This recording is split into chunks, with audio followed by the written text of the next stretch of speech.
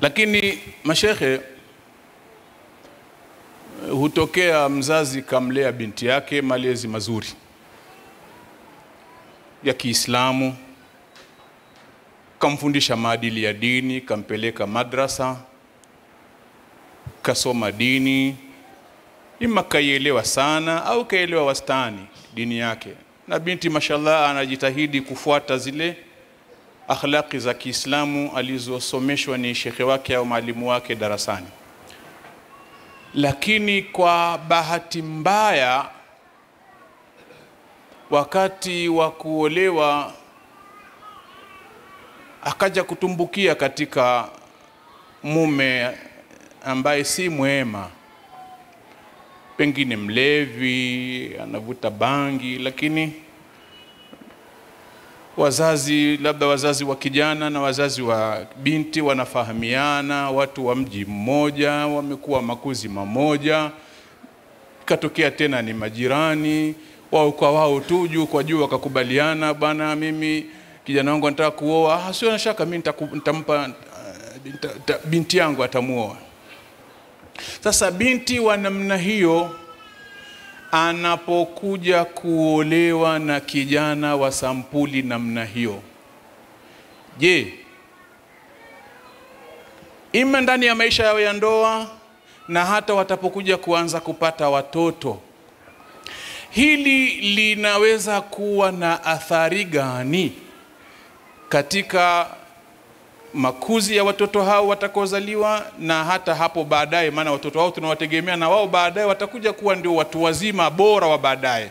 Sasa wanapotoka katika maadini, katika chimbuko lenye sura namna hiyo, je, kunaweza kukatokea athari yoyote huko mbele ya safari tukaja kupata jamii kama hii tunayoiona leo duniani? Sheikh Yusuf. Bismillahirrahmanirrahim. Assalamu alaikum wa rahmatullahi wa barakatuh. Alhamdulillah walhamdu daiman lillah, wassalatu wassalamu ala rasulillah Muhammad bin Abdullah wa ala alihi wa sahbihi ajma'in. Kama shekhe nitakuwa nimelielewa vizuri swali, ni kwamba binti mwema kaolewa na mwanamume mwovu, ndivyo? Athari yake ni nini?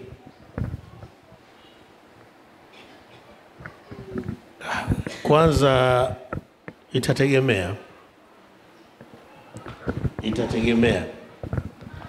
na aina ya akili ya huyo mwanamume.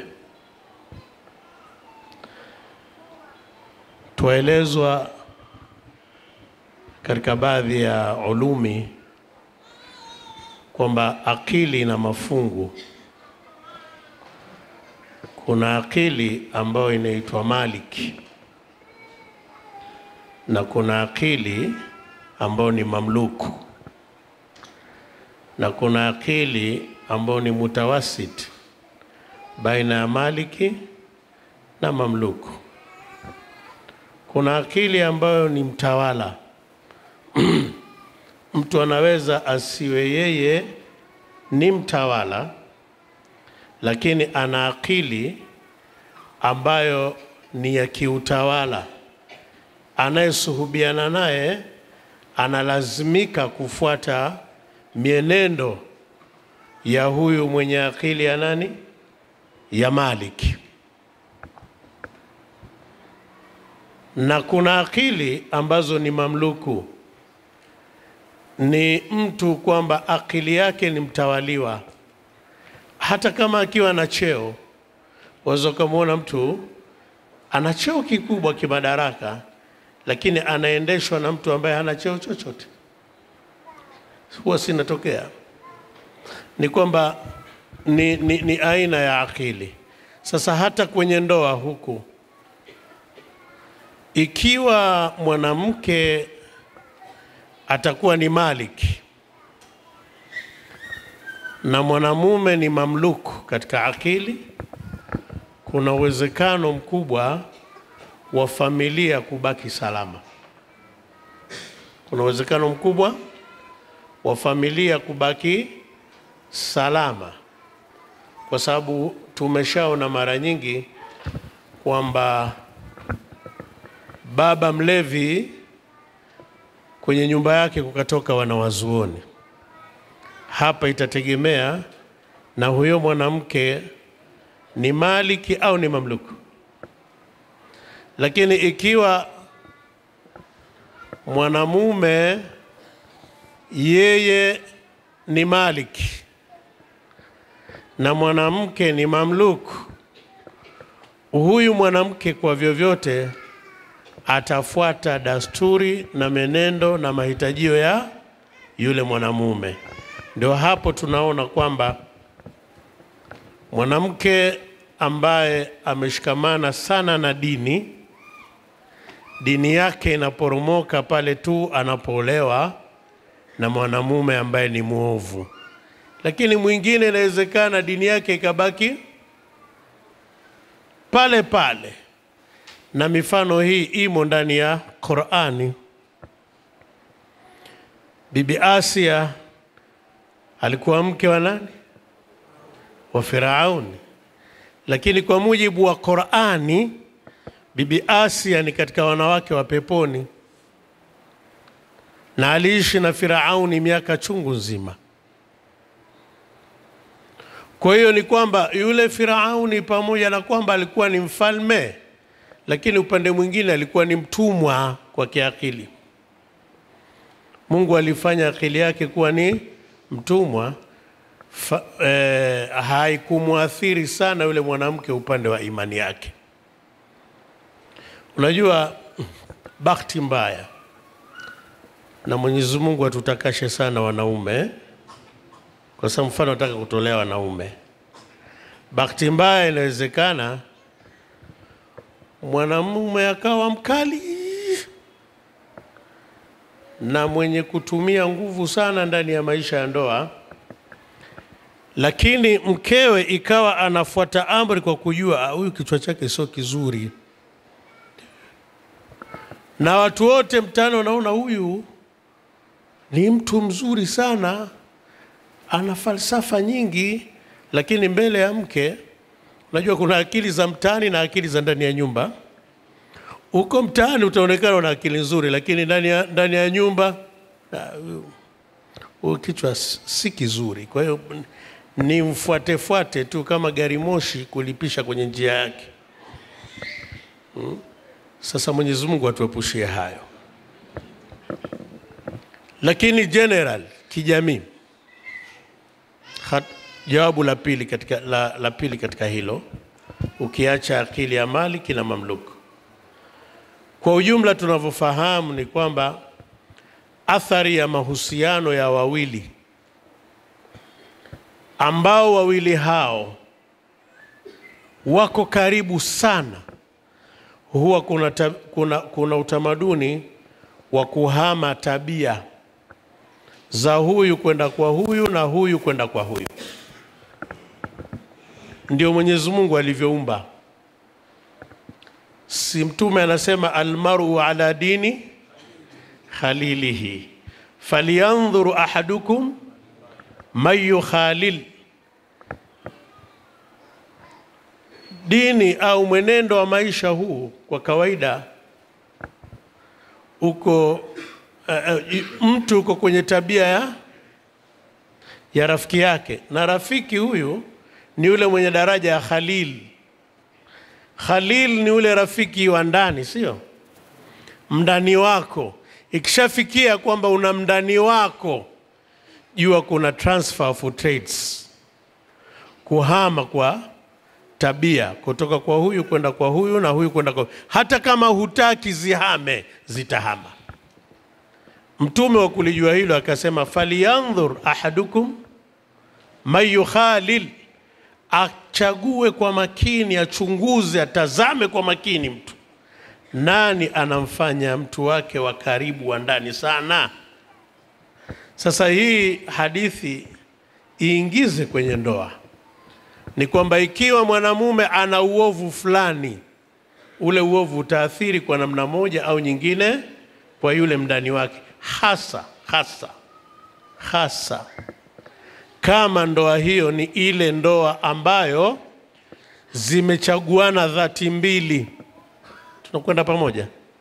Zimechaguana dhati mbili, ni kwamba huyu mume kamchagua mke na mke kamchagua mume, alafu uchaguzi huu ukaridhiwa na akili na nafsi. Kwa sababu hizi ndoa zagawanyika. Kuna ndoa ambayo watu wanaishi lakini mke hakukubali, ila ni kwa sababu huyu mume ni rafiki wa Sharifu. Ndivyo sivyo?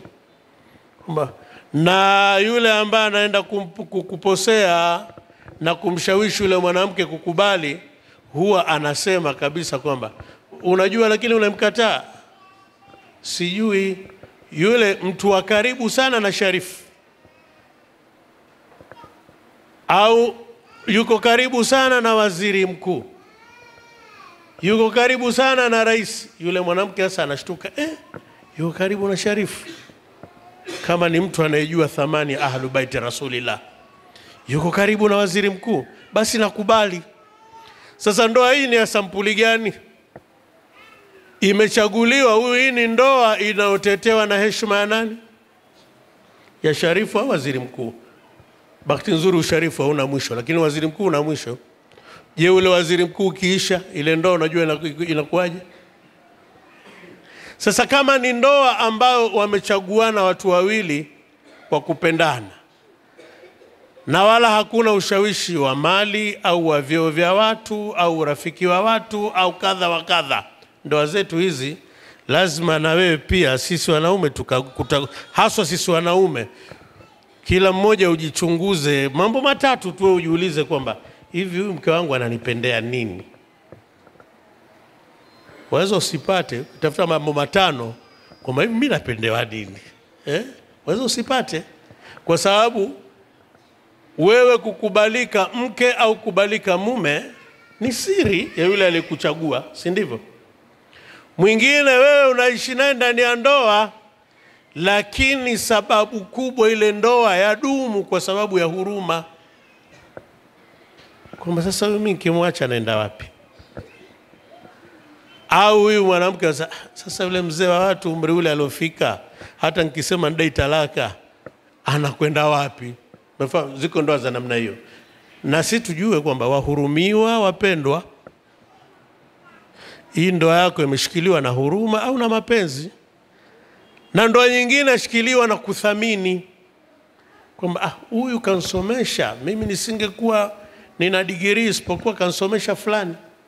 Sasa mtu wa watu kansomesha wewe, alafu nisiwe naye. Sasa hii ni ndoa imekamatwa na nini?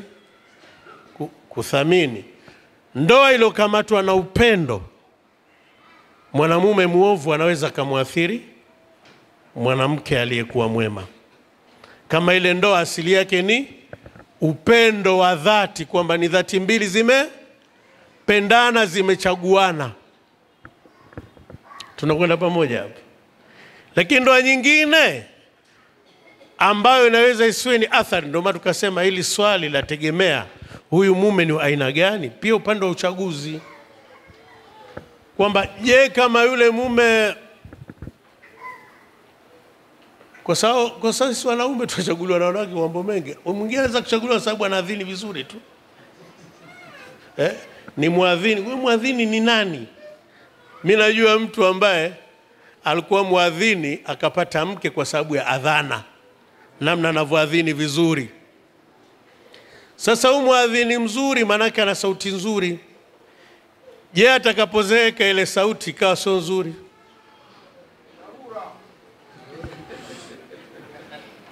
Kwa hiyo Sheikh, mimi nimeona nijibu upande huo kwamba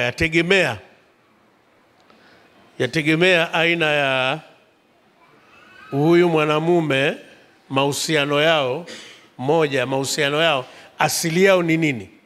Ikiwa ni asili tu kwamba mwanamke kaolewa kwa sababu hana budi, au mume kaoa kwa sababu hana budi. Sasa kuna ndoa ambazo wote wawili hawapendani. Hizi zipo. Sio kila leo wamependana. Kuna ndoa ambao wote wawili hawapendani na wala hawajalazimishwa kuoana, lakini hawapendani. Lakini sasa unaweza kama kalazimishwa, kwa sababu kuna mtu kafika umri wa miaka 40, kila anapoposa hakubaliki. Kila anapoposa hakubaliki. Huyu atafikia mahala asema yoyote atakayepita mbele yangu mimi namkubali. Na mke naye anaona umri unaenda mbali. Kafika miaka 35, 36, akijitokeza yoyote bora nistirike tu. Tafanyaje? Unafahamu? Sasa ndoa ikiwa namna hii, huyu mume hata akiwa muovu inawezekana pia isimuathiri sana mwanamke. Mapenzi shekhe, mahaba ndio yenye athari kubwa kati ya mke na mume, ndio anaweza akambadilisha. Mahaba anaweza akamgeuza mtu wa aina yoyote. Na haya mahaba sasa yafatane na hiyo akili inayoitwa nani? Maliki. Mke atabadilika. Mwenyezi Mungu atukinge na hayo. Kwa hiyo ni vizuri kufuata maneno ya Mtume Muhammad sallallahu alaihi wasallam kwamba sisi tutakao kuja kuozesha watoto wetu ambao ndio wasimamizi, ndio mawali, tufuate maneno ya Mtume Muhammad kwamba akikujilieni yule ambaye mmeiridhia dini yake na tabia yake, muozesheni. Kuna maneno, mimi naona maneno hapo ya mtego ni matatu. Moja, dini; pili, tabia; tatu, kuridhiwa. Unajua Mtume akusema atakayekujilieni yule ambaye mnaikubali tabia yake, kasema mnaifanyaje? Mnairidhia. Maana huwezi kuridhia bila kukagua, bila kuchunguza, si ndivyo? Kujiridhisha mtu ni baada ya kuchunguza sana, ndio hiyo tahayaru. Kwamba uchunguze sana, si kidogo, ufuatilie hatua kwa hatua. Si maana yake si atadiriji ile, kwamba kidogo kidogo bila ya takaluf. Lakini pia inafidisha tadiriji, kwamba tadarruj, kwamba fuatilia hiki na kile na kile na kile na kile ukitaka kuoa. Kwa Mwenyezi Mungu atuwafikie sana. Kwa hiyo tabia ya mume na dini ya mume ndio vitu alivyovichagua Mtume Muhammad, kwamba mawali ambao ndio wenye jukumu kubwa hilo, wakija watu wa namna hiyo wenye tabia hizo mbili, wenye vitu hivyo viwili, dini na tabia. Mimi ninavyofasiri hii dini na tabia, maana dini ndio tabia hapo ipo, sivyo? Lakini kwa mfano wetu wa kawaida ni mtu anaswali swala 5, mume huyu anakuja kuposa, anafunga, anatoa sadaka, ni mtu pia kutoa wadhi kama hivi. Mtu wa kheri, mtu wa sadaka. Mtume anasema hii haitoshi. Je, huyu mtu tabia yake ikoje? Si mzinifu pamoja na hayo yote? Si mfitinishaji pamoja na yote hayo? Si muongo pamoja na yote hayo?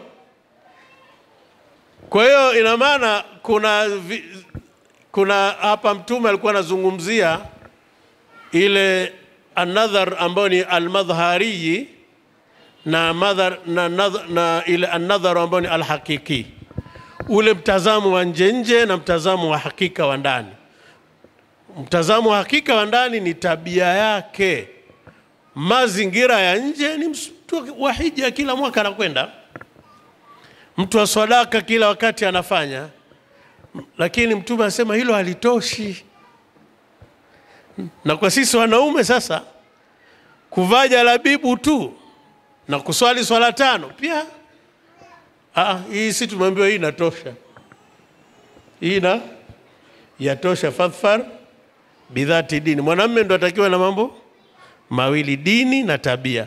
Mwanamume huyu akishakuwa na dini na tabia, atasahihisha tabia ya mwanamke, atakuwa na uwezo huo. Nimeona nijibu swali hilo kwa kusema yategemea.